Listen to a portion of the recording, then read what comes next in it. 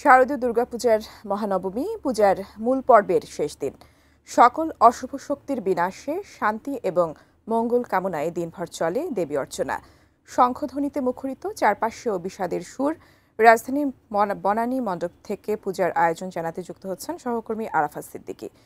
আরাফাত, মহানবমীর পূজার মূল পর্বের শেষ দিন আজ, কেমন দেখছেন আয়োজন, বিস্তারিত জানাবেন।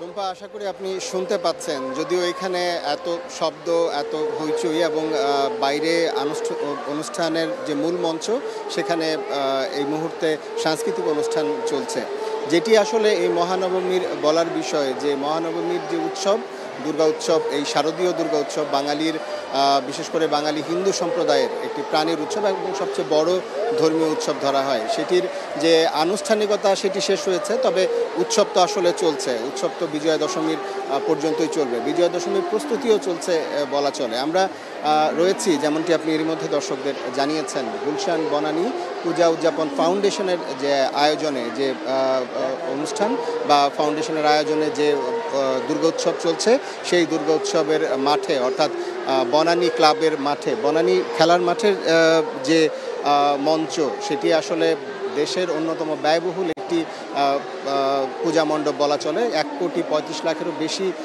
অর্থ ব্যয় হয়েছে এই মণ্ডপ সাজাতে। এবং এই মণ্ডপের সবচেয়ে ভিন্ন একটি দিক হচ্ছে, এর একেবারে মূল প্যান্ডেল থেকে শুরু করে প্রতিমা পর্যন্ত প্রতিটি জিনিসেই এমনভাবে এমন উপকরণ ব্যবহার করা হয়েছে যা শতভাগ পরিবেশ বান্ধব এবং মাটির সঙ্গে মিশে যেতে পারে। এই যে পেছনে প্রতিমা দেখছেন, আজকে মহানবমীর যেটি আগেই বলেছে, আনুষ্ঠানিকতাগুলো শেষ হয়েছে। অর্থাৎ নবমীর যে মূল অনুষ্ঠান, সেটি তো আসলে সন্ধি পূজার লগ্নে অনুষ্ঠিত হয়। অর্থাৎ গতকাল অষ্টমী এবং নবমীর যে সন্ধিক্ষণ, সেই সময়টায় যে পূজা অনুষ্ঠিত হয়, সেটি নবমীর মূল আচার হিসেবে ধরা হয়। এছাড়াও আজকের মহানবমীর দিনে যে আরতি হয়, মহা আরতি অনুষ্ঠিত হয়, সেটিও এই মণ্ডপে এর মধ্যে শেষ হয়েছে। সন্ধ্যাকালীন যে পূজা হয়, পূজা অর্চনা হয়, সেটিও শেষ হয়েছে। আগামীকাল যে বিজয়া দশমী, আমাদের এই গুলশান বনানী পূজা উদযাপন ফাউন্ডেশনের যিনি সভাপতি জেল ভৌমিক, তিনি আমাদের যেটি জানিয়েছেন যে আগামীকাল বিজয়া দশমীর যে আনুষ্ঠানিকতা, মূল আকর্ষণ, অন্যতম আকর্ষণ যেটি বলা হয় যে সিঁদুর খেলা, সেটি শুরু হবে সকাল 8টা থেকে 10টা নাগাদ। দর্পণ বিসর্জনের আনুষ্ঠানিকতা রয়েছে। এরপর তারা বিজয়া র্যালির মাধ্যমে আশুলিয়ায় তারা প্রতিমা বিসর্জনে যাবেন এবং বিকেল 3টায় এখান থেকে সেই শোভাযাত্রা, বিজয়ের যে শোভাযাত্রা, সেটি শুরু হবে।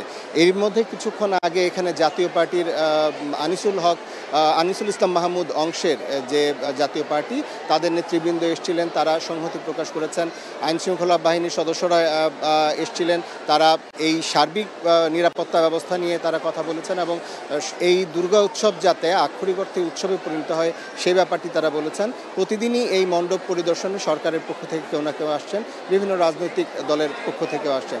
তো এই ছিল আমার কাছে গুলশান বনানী পূজা উদযাপন ফাউন্ডেশন আয়োজিত যে দুর্গোৎসব, সেখান থেকে সবশেষ।